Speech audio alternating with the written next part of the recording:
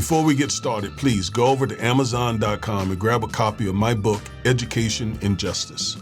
If you have an African-American son in public school, you need this book because I teach you the many ways that public schools mistreat African-American boys and what you can do to help your son. So go over there and get your copy immediately.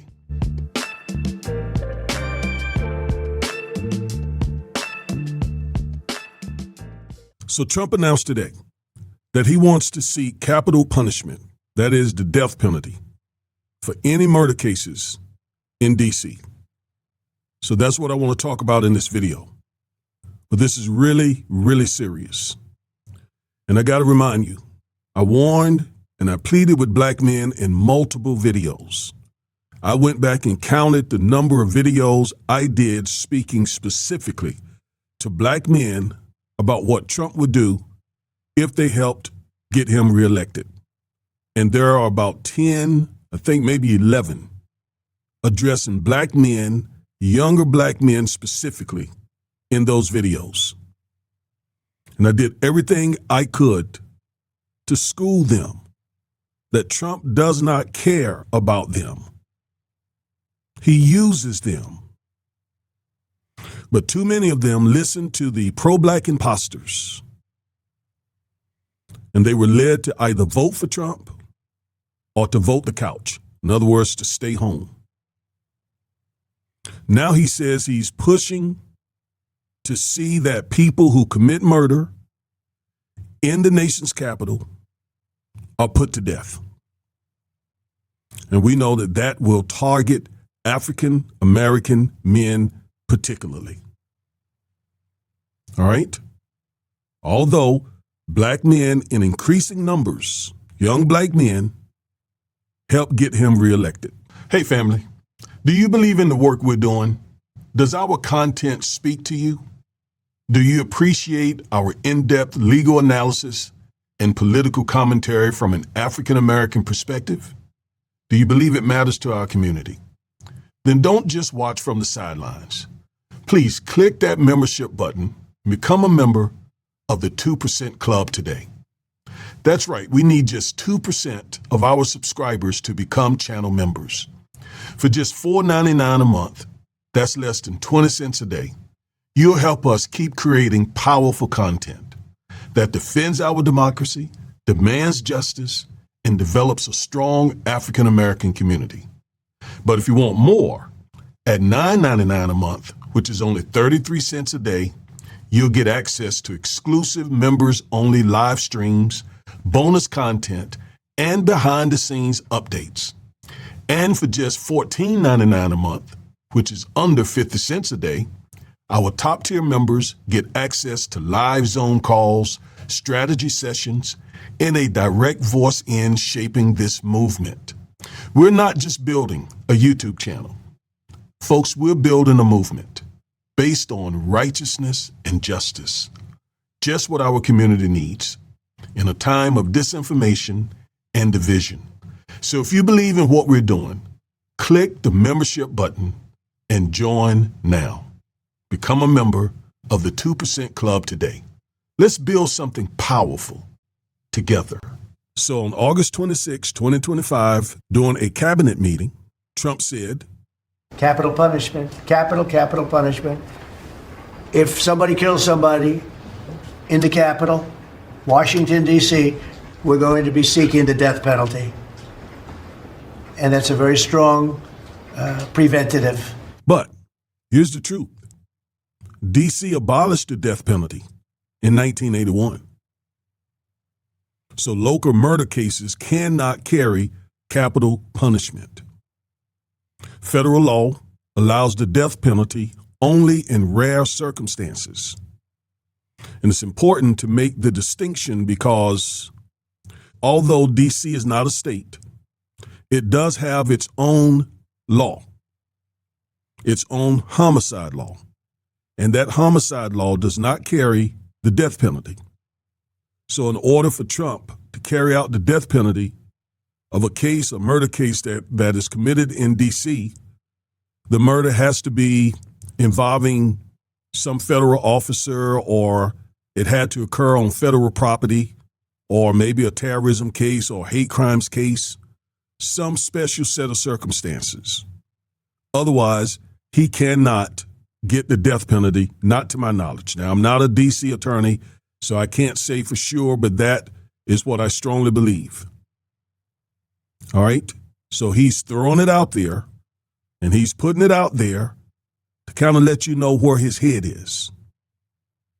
But again, ordinary street homicides, and I don't know that I can even say ordinary, because a homicide is horrible.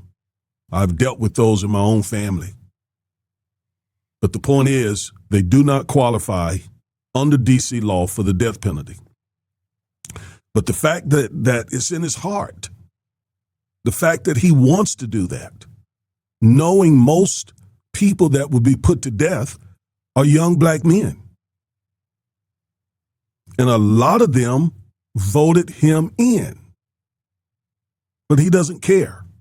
And that's what I tried to warn these young men about all last year and even this year, that they would be targeted. You take, for example, 95% of homicide victims and suspects or defendants in D.C. are black. 95%. Even though black residents make up around 46% of the population.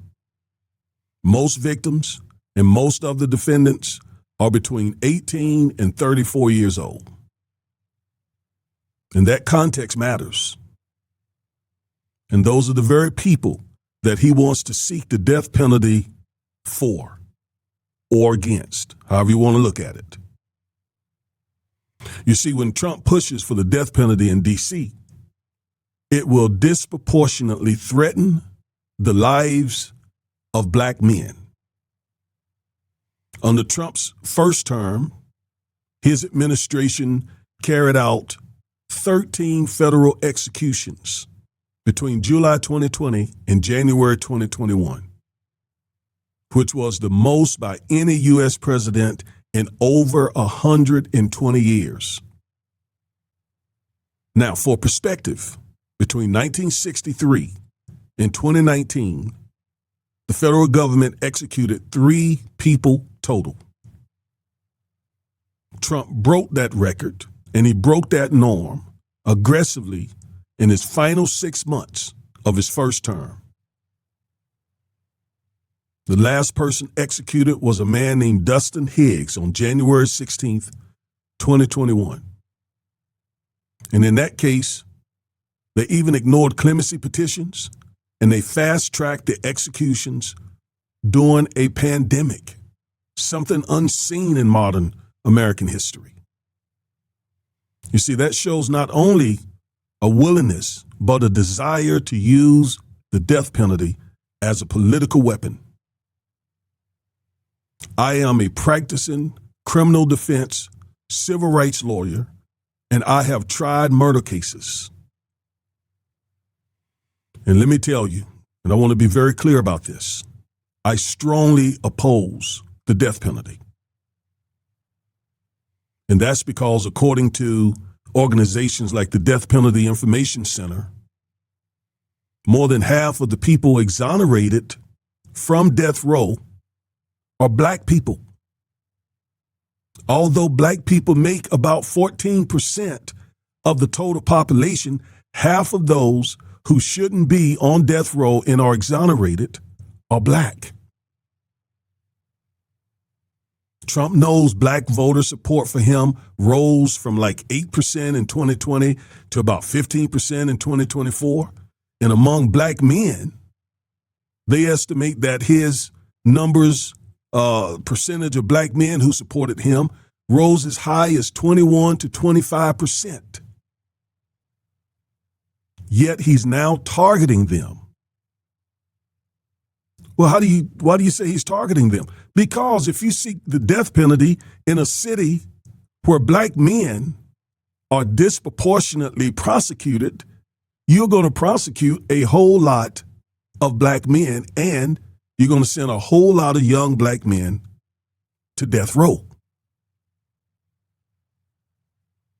And you see, when you contrast that with the fact that Trump never promised on the campaign trail, he never promised any tangibles. He didn't promise any investments in youth programs, any jobs, any housing, none of that. He promised the death penalty. He literally promised that he would increase the death penalty, as well as stop and frisk, and all the stuff that we see happening now that pretty much targets black men specifically. That should tell you everything you need to know. So he doesn't see us as partners to fight crime. He sees us as the problem. And he said that. He said that in a Detroit church. He said most of the crime is committed in the black community, which is not true.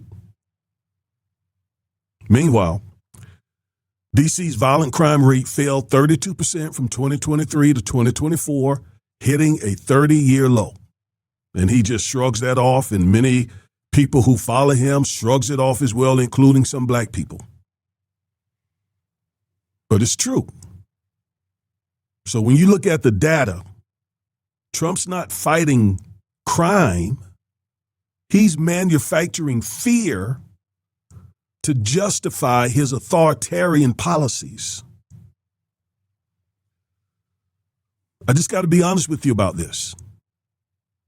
You know, I've always shot straight, and I will continue to do so.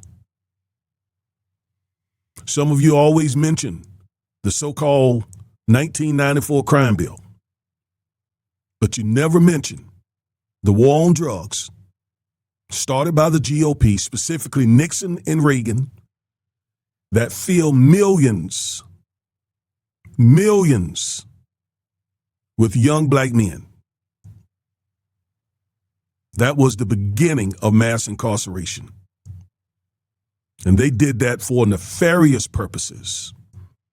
At least the 1994 crime bill was contemplated and implemented to address a serious crack epidemic problem that was resulting in thousands of young black men being killed every year. I know because I lost two younger brothers. But here's the thing, Trump is taking it much further than former presidents. Again, in his first term, he executed 13 federal inmates in 6 months.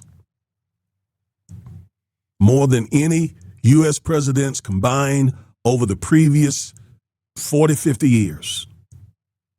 And of those 13 people who were put to death, 6 of them were black men.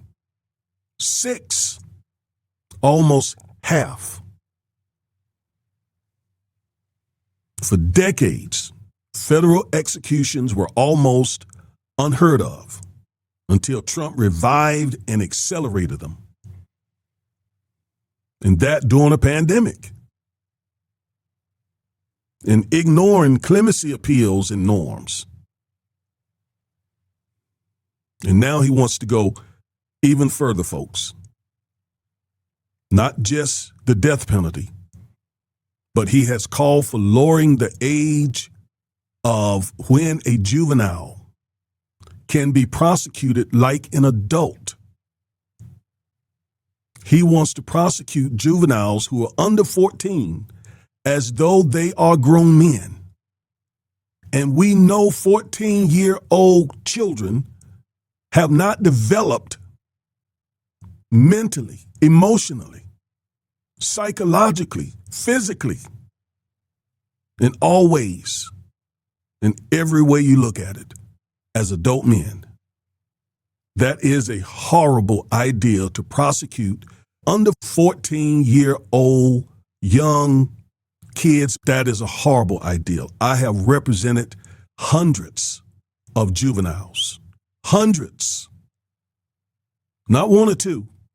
Not 5 or 10. Hundreds. As a matter of fact, Saturday, marked my 18th year as a practicing attorney. And over that time, I have represented more African American men, women, juveniles than I can count. So I know what I'm talking about. And we do not need to be prosecuting 14-year-old kids and younger willy-nilly as adults. Now, different states handle that differently. Here in Texas, we don't start out by prosecuting a juvenile as an adult. There has to be a hearing, and a judge has to approve the prosecutor's desire to prosecute that juvenile as an adult. And that's hard to get done here. And this is Texas. This is tough Texas. The laws here are tough. But even here, they don't do that. We do not do that.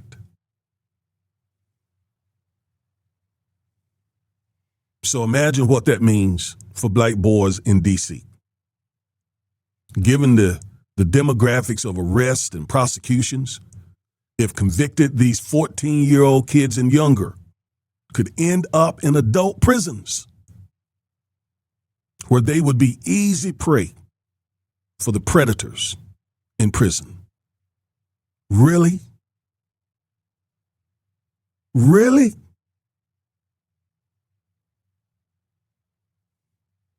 That's not justice, people. That is a pipeline from the playground to prison,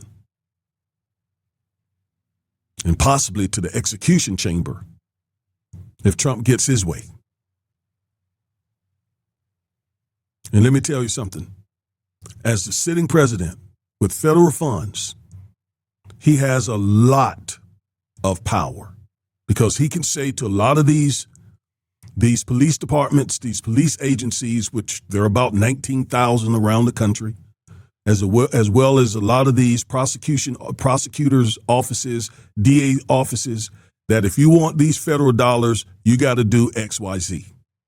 So he's able to use the federal purse string to get a lot of things done that he wants done.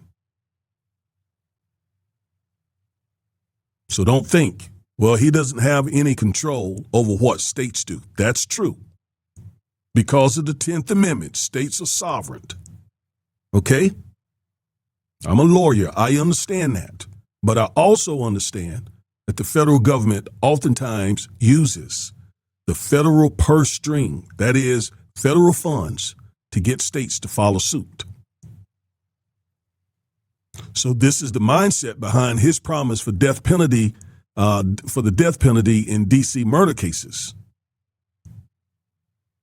So he's hoping to ramp up death penalty cases around the country, especially in some states. And no one is denying that there is crime. There is crime. I just told you, I've been doing this for 18 years. I know better than you and him that there's crime in these communities. But I also know that the National Guard, federal agents, you can bring in the Marine Corps if you want to, will not address the root cause of where this crime is coming from. So as soon as the National Guard is gone, because this is unsustainable, and as soon as they're gone, then we're going to see the very same thing happening again.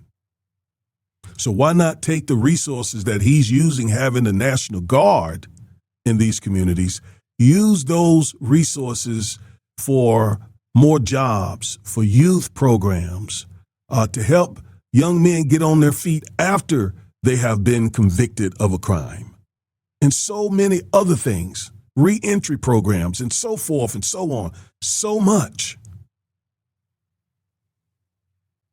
And again, before the election, I warn you, I made video after video after video, strongly, strongly, strongly admonishing you, don't fall for the lies. Stop listening to the pro-black imposters. Flood your feed with a bunch of disinformation,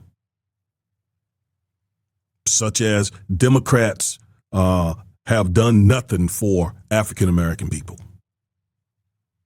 that your vote doesn't matter, that voting doesn't do anything for Black Americans. These are all lies. Yet too many of our people believe that garbage, and they end up voting for Trump or just not voting at all.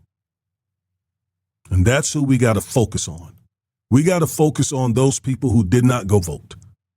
Some of those folks who listen to these pro-Black imposters are too far gone. And guess what? Based on the numbers, we don't need them.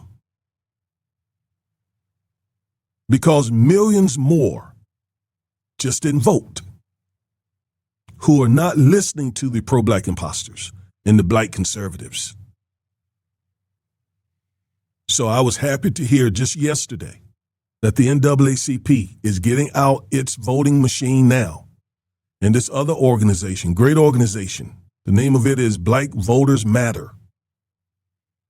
Go and make a donation to their organizations because they're already out here fighting the fight.